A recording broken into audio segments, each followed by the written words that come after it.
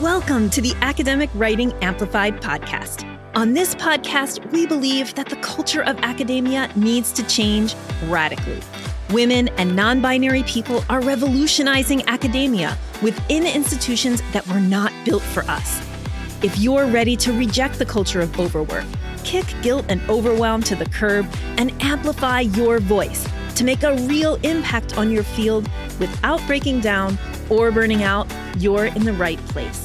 With our team of experienced writing coaches as co-hosts, we'll share insights and talk to inspiring guests to bring you the practical strategies, systems, and mindset shifts you need to find time to write, publish work you love, and design your career on your terms. And it all starts with writing. Let's go. This week I had a coaching call with my coach. And yes, I have a coach. So, hi, I'm Kathy Mazak. This is the Academic Writing Amplified podcast, and I'm your host for this week. And I had a really interesting coaching call with my coach that kind of linked to a bunch of other coaching calls I had with clients that we coach that really got me thinking in a way that I wanted to share with you. And I actually had a different episode planned for today. And this one kind of came roaring at me. And I thought, well, let's give this a shot and see how it goes. Because truthfully, this question that my coach asked me led me on this journey. And it helped me connect some other coaching experiences I've been having in my own coaching. And it helped me connect them and really come up with kind of like what I think is like the core of why I created this podcast, why I wrote the book, Making Time to Write, which is going to be available as an ebook about a week from now on May 3rd and out in bookstores in August, and why I created our Navigate program and our Amplify and Elevate programs. It's really the core of everything. All right. So I hope now I built it up. Now I built it up really big. I hope you enjoy this episode today. Okay. So I have a coach. Her name is Natalie K. Miller. I'm shouting her out here because she also has a really great podcast. It's called Mind Witchery, and I completely recommend it for all of you. So I was having a one-on-one coaching call with Natalie, and she kind of just was like, this might be a big question to start our coaching call with, but I want to ask you, when did you stop believing that you needed things? When did you stop believing that you needed things? And I was like, oh, ouch. This came up because we had been having some Voxer conversations, and she had recognized a pattern. And we were able on the coaching call to like get to what that pattern is. This is a little bit of a vulnerable share, but I'm going to share it with you because I appreciate you all and I trust you. And I hope that it will help you somewhat here. I mean, obviously, that's why I do the podcast, because I hope it will be helpful. But I also think you might resonate. So remember, the question was like, when did you stop believing you needed things? And that got us into this conversation where we were able to, and I was able to articulate a dichotomy or like two things that are like pulling at each other a little bit in the way that I've been approaching my career and my life, right? And I'm going to say this, it's hard for me to say, but I'm going to say it anyway. So here's the realization. Ready? I am extraordinary and I have a hard time owning it. I am extraordinary. And since I can do so many things, I believe that I need to do everything myself. I am extraordinary and I also need things. So that was hard to say. Even when Natalie was saying to me in our coaching call, like, you are really extraordinary. I was like, I guess. And she's like, no, look at all these things, right, that you've done. So when I sit in it as when I'm being coached, I want to kind of play that down, or like, do I believe deep down inside that I am extraordinary? Like sometimes, right? Like sometimes, yeah, okay, I'll admit that I have done things and I have created things that not everybody has done or created, right? And that, yeah, I have abilities. See, it's hard to say. And then also, I kind of tend to kind of just go like, yeah, but anybody could do that if they did the same things that I did, or if they lived through the same thing. It's what anybody would have done. And what I think my coach was trying to get me to see was like, no. Now, when I'm the coach, I do this for other people, right? Like I can see the outside. I can be like, no, own this thing, right? But it's hard to do it myself. So even though I'm telling you on this podcast, and if you're one of my clients inside our programs, that you should own, kind of your greatness and all the amazing things that you've done and who you are, it's hard for me too. But the important thing about the realization and those kind of 3 phrases that I read was that I do think I am extraordinary. And I sometimes think that means I don't need help, or that I don't need anything. Because truthfully, like I feel a lot of the times like, well, compared to other people, I have a ton of privilege. I have, so many things. I have health. I have so many things like in my favor. I have parents who love me. I grew up in a certain way. I grew up with things like my needs being met. So like, well, I don't really need anything. But my coach was, as I would have done if I were her, my coach was kind of quick to point out, like, you do need things and you can get help, which is something I tell my coaching clients all the time. But that's just to show that just because you're a coach does not mean that you have it all figured out or that you even can, like, I don't know, coach yourself. I do coach myself. I can to some extent, but sometimes it's easier when somebody else, is coaching you. So the question, right? When did you stop believing you needed things? And the subtext there is like, of course you need things. All right. So that conversation that I had with my coach and this realization of like, it's a little hard to own that I'm extraordinary. At the same time, I think I'm so extraordinary, I can do everything by myself, which is not the right way to, not a helpful way to move through the world. I also need things. And that conversation connected in my head with 3 other conversations I had with 3 pretty extraordinary women who are clients of ours. I'm not going to mention their names. If you're listening here, you kind of know who you are. I'm going to take away some identifying details because, I'm not interested in airing anybody's business but my own. So I'm going to tell you these 3 stories about these 3 clients. And it's connected, right, to this idea of, what do you need? And 2 other questions that are really fundamental in the work that I'm doing in the world, including the Making Time to Write book, Navigate program, and our other programs. And those questions are, what do you want? What do you need? And how do you want it to feel? What do you want? What do you need? And how do you want it to feel? Okay.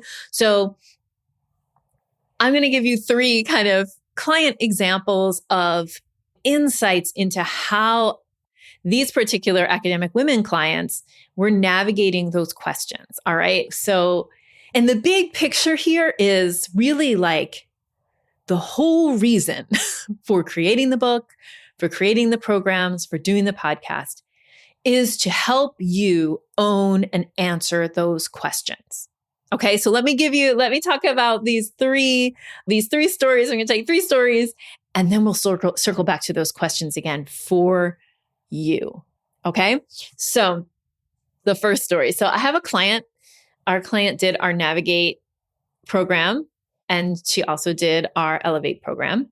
And she has been on the market. She kind of started on the market right at the end of Elevate, I think. And I've been kind of coaching her through her job seeking process. She knows, and I'll say here, that I am not an expert on the job market.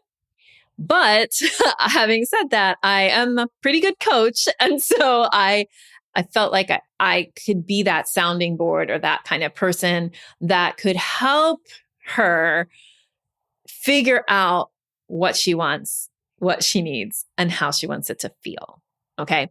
So this client is on the market and she starts out by just saying like, all right, I've decided I'm leaving this current job. So I'm going to just go for everything. I'm just going to submit like a ton of applications to a ton of different jobs, academic jobs, non-academic jobs, anything that I think looks interesting to me. I'm going to cast like a really wide net. So she started to do that. And as she was casting the wide net, she was refining what she really wanted. So it took applying for like a couple of like industry or private organizations jobs to realize, nah, that's not what I really want. And so at the end, not at the end, but as she was going through this process of being on the job market, she was refining and realized what she really wanted was a job where she had more support for research. And it was a traditional academic job, but with more support for research. So she's applying to a lot of different places. And I'm talking to her as she's, applying to a lot of different places. And I realized a pattern that she was showing in her search process and in her thinking process. And then I connected it to like a lot of other people who I have coached have done the same thing. So here it is so that you can see if you do it. She would think about a job opportunity that she hadn't applied for yet. Just like, okay, there's a job here. This is what it's like and whatever. And then she would like project ahead to getting the job or to even interviewing for the job or being a candidate for the job. And she would come up with all the reasons or all the problems she would have if she became a candidate for the job or if she got the job. So for example, if I apply for this job, then I'm going to have to think about moving my family, right? This is something we think about all the time. Okay. So moving my family. So in some ways, yeah, you don't want to apply to a job where it's like, my family is definitely not going to go there, right? But if there's a possibility that your family would go there, or it's like in the range of possibility, not applying because you would have to move is like just saying like, no, it's like cutting that opportunity off. Let me give a better example. Here's a better example.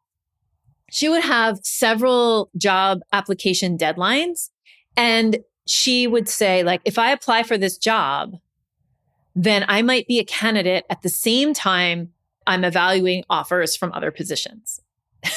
And so this was a reason to like, that was giving her pause about applying. And I was like, yes, exactly. Right. So she was like already like looking for all the ways that being a candidate was going to give her, or even getting an offer while she had multiple offers, or she was really worried about getting an offer and then managing the timeline of multiple offers. She was so worried about it that there were some moments where it seemed like she didn't want to apply because she might be a candidate at two places at once.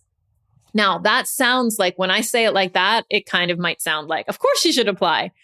But really, like in the process of doing that, of applying and being on the market, it was like she just kept seeing all of the negative things or all the obstacles or the new problems that the opportunity was going to create.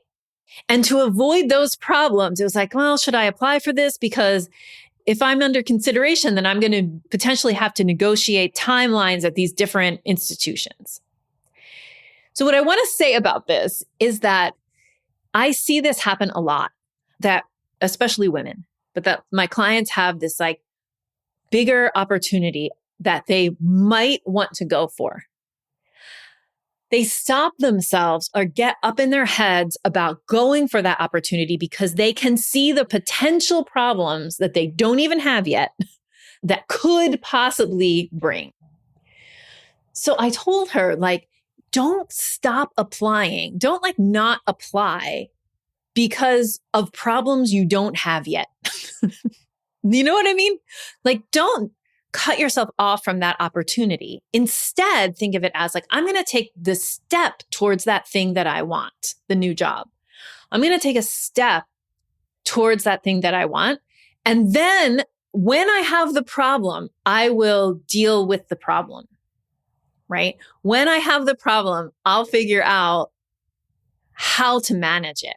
Instead of like not even going up for that job or not even putting an application in because you are not sure, like maybe you'd have an offer from University A and then you'd just still be interviewing at University B.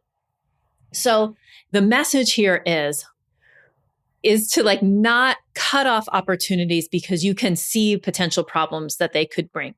You don't know if you're going to get an offer from those places. You don't know if you're going to be in a round of interviews. Like the first step is just apply. And then when you have the problems, you deal with the problems. If you have the problems, you deal with the problems. So I think a lot of, especially women, but I think a lot of people are like, well, I'm not going to try to do that because here's all the reasons. Here's all the additional problems that could bring to me. But what they're suppressing is that thing that they really want. So that's my story about client number 1 who is on the market. By the way, this client did indeed get in the situation where she had multiple offers. She had to negotiate the timeline on those offers. She had to say to one university, I'm not going to be able to tell you. You're going to have to say, first she had to ask, when am I going to know from this university over here?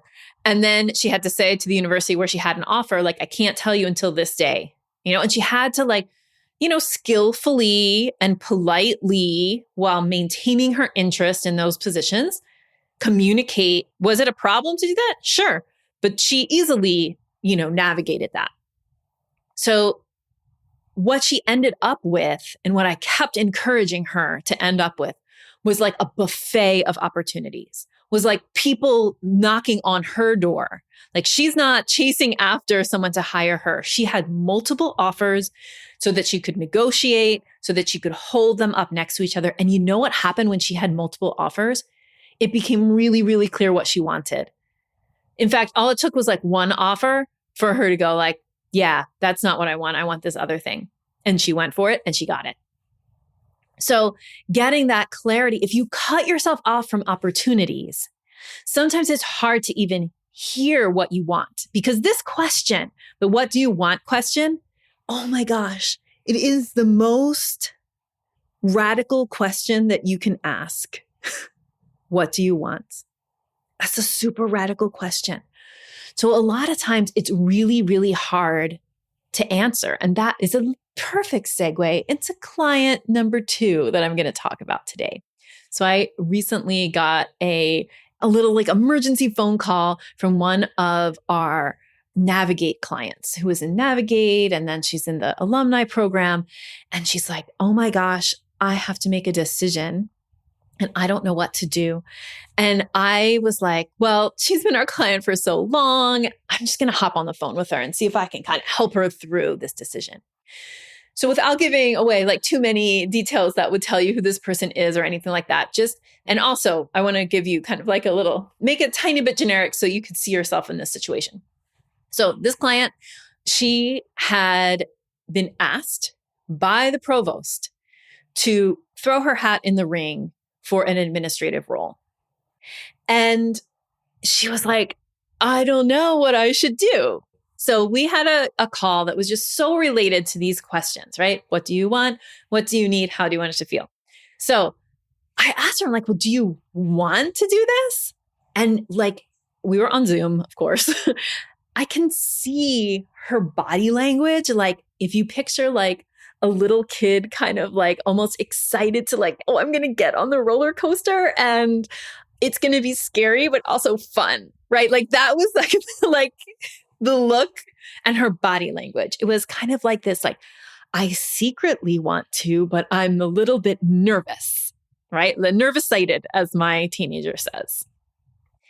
So we talked about that. Like, we were like, well, okay, you want to do it. And then her obstacle, or one of the obstacles for her, is that she has multiple offers. doing it, like throwing her hat in the ring for this administrative role, was that she felt like she was skipping steps.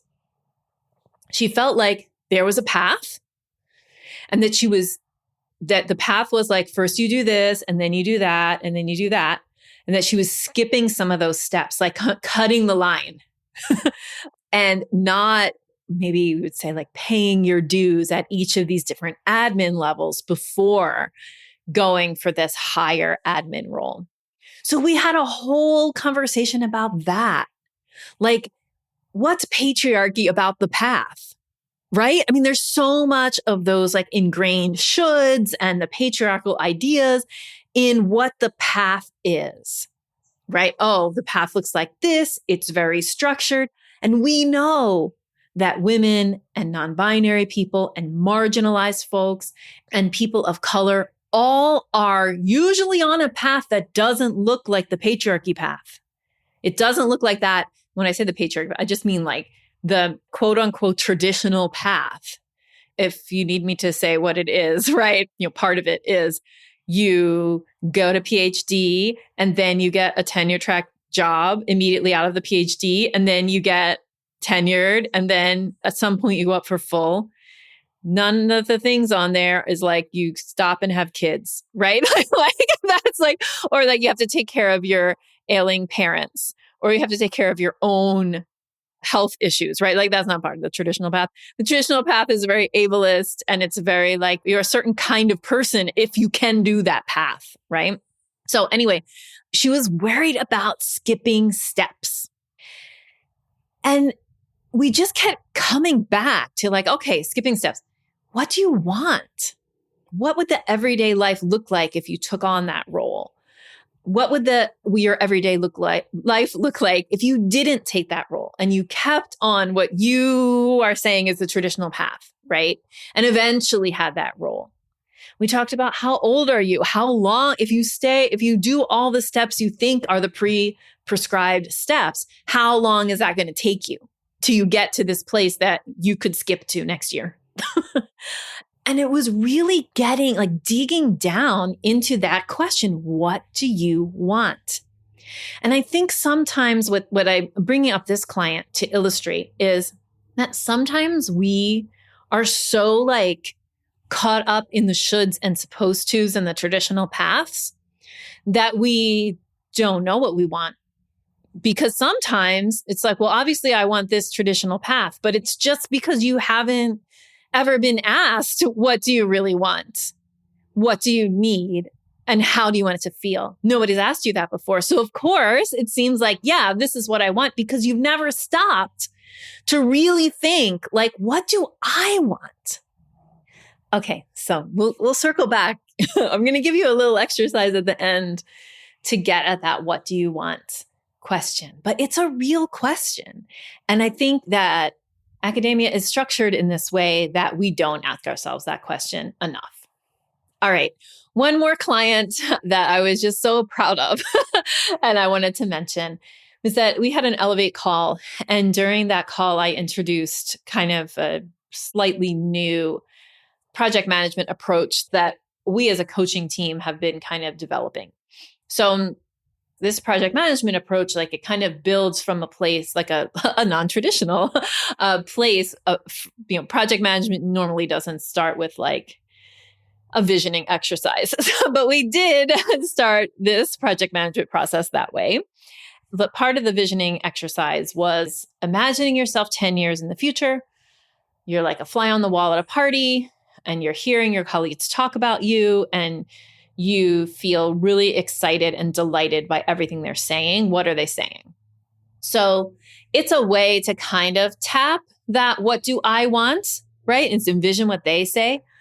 But I was really proud of this client who had her one-on-one with one of our coaches and said, like, actually, I want to envision what I want. I don't want to think about what other people are saying about me. I want to really envision what I want. And start from there, right? And so the short version of this project management process is you envision what you want, and then you kind of work backwards to figure, or you spiral around. It's actually the diagram for it is round. You spiral towards something specific to work on. But it starts with this bigger vision of where you want to go, and then kind of works through, okay, what projects and like, what's the next step? But I just loved that the client was like, I want to envision what I want. And there's a great exercise in one of my favorite books, Playing Big by Tara Moore, where she kind of talks you through, it's when she's talking about your inner mentor. She gives you this exercise about like envisioning yourself 10 or 20 years out. And it's a visioning exercise. So it's like, what are you wearing? Like, what is the older you wearing? And you really like, it helps you kind of vision through a conversation that you have with this kind of older version of yourself. And the idea is that it helps you kind of clarify and see what's important and what's not, right? So that inner mentor. So that, that goes back to this idea of like what I want, right? What I want. So let me recap those 3 big questions. What do you want? What do you need? And how do you want it to feel? Again, I wrote this book, Making Time to Write. I created these programs, and especially the Navigate program. It was like my first step into creating actual systems and processes that center what you want, what you need, and how do you want it to feel. Navigate centers that.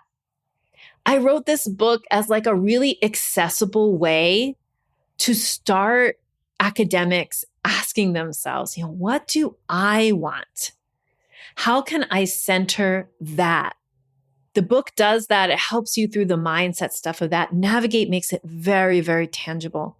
And it gives you a ton of support around like these 3 questions. What do you want? What do you need? How do you want it to feel? And truthfully, like, I hope that we are building a company that supports you in discovering your answers to these 3 questions.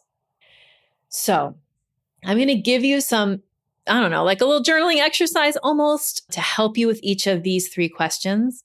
I also will encourage you to get the Making Time to Write book, which is coming out in just 1 week. It'll be available as an ebook through the publisher and in all the places.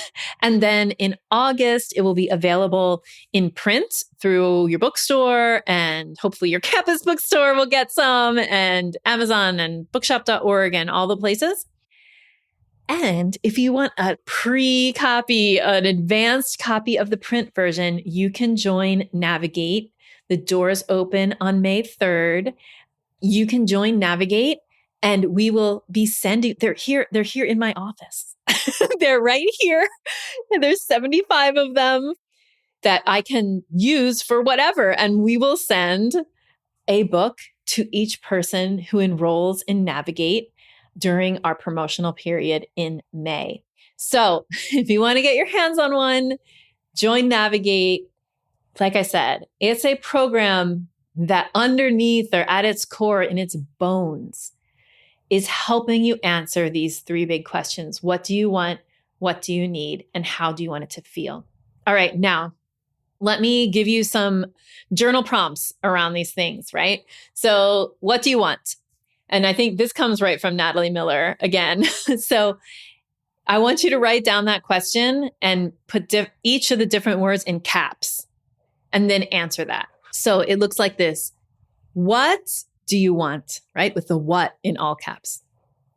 What do you want? The do in caps. What do you want? With the you in caps. And then what do you want? With the want in caps. Okay. And then you journal about each of those questions. This is something that I think can help you as you are developing your ability to like navigate these really difficult and these turning point moments in your career, right? Like our clients were trying to do in our examples. What do you need? Okay. So this one, I think I have the most answers to. But it is also a question that you need to figure out for yourself. So the reason I think I have answers to it for you is that if what you want is to have a career that is a certain way, or you want to get your voice out in this way, or you want to develop in your career, then there are certain things that you need.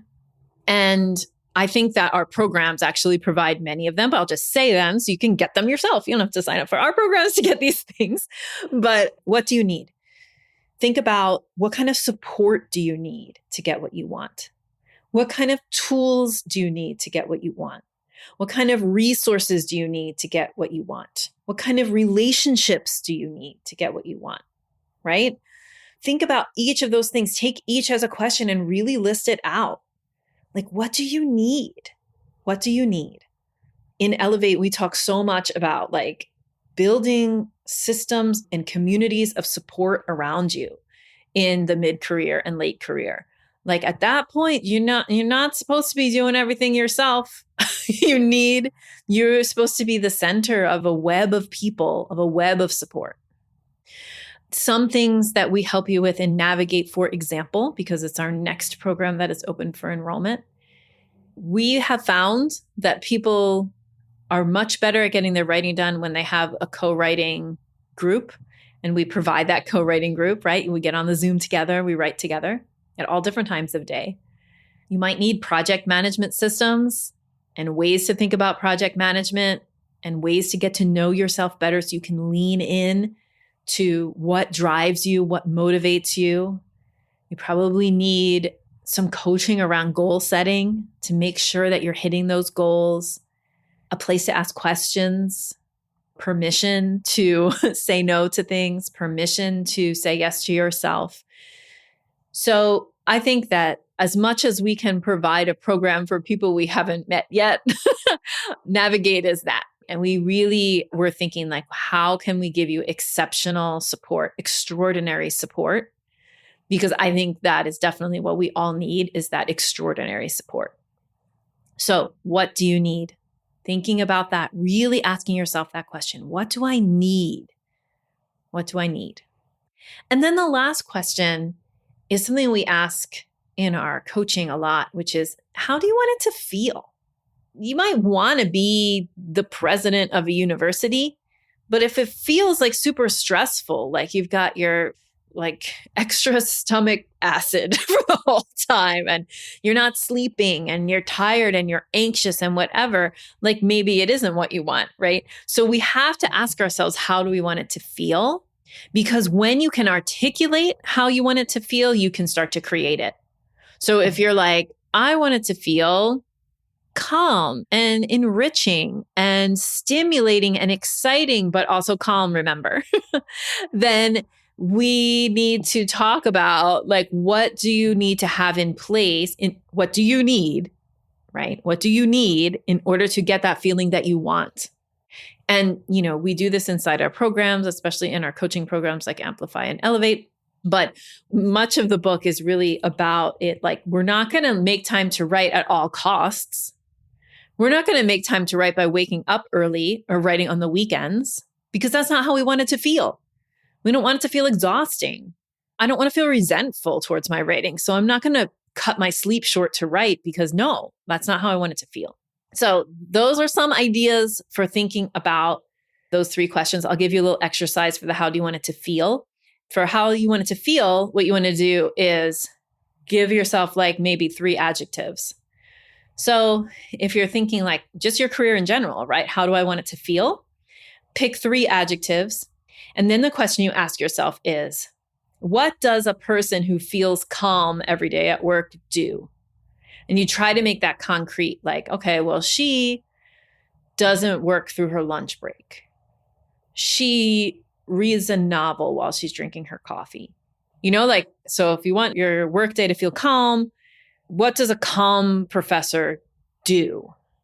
Okay, these things. And then you pick one and start doing it, even though it might seem impossible.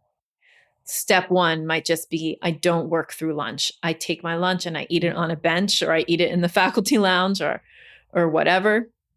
But I don't like sit at my computer and type with one hand while I eat lunch. I've been doing the coffee one. Like I used to like get a coffee and then like sit at my desk and work while I was drinking my coffee. And like, no, I got a fancy coffee machine and I'm going to drink this fancy coffee that I made myself and just enjoy it. So I either just sit and look at the scenery or, calmly in my living room or in my patio, or I read a novel for 10 minutes. Maybe I'll read one little chapter in a novel or something during my coffee drinking. And I'm not working through that time. I'm savoring it, right? Because that's how I want the day to feel like luxurious. I'll just admit it. Okay. So hopefully those things help you like to start to dig into those 3 big questions that are really at the core of all of my work. And all of our work that we're developing, that we work together as we develop our programs with our coaching staff, but also in the Making Time to Write book, these are core ideas or core questions that I'm trying to get you all to think about as you read the book. So I hope that this podcast episode inspired you to take some time to think about what you want, what you need, and how you want it to feel. Remember that in 1 week from today, my book will be available for you as an ebook. And if you want to get that hard copy before anybody else, then I would love to meet you inside of our Navigate program, which is officially enrolling on May 3rd. So look for those emails that will start on May 3rd that will say like, we're open for enrollment.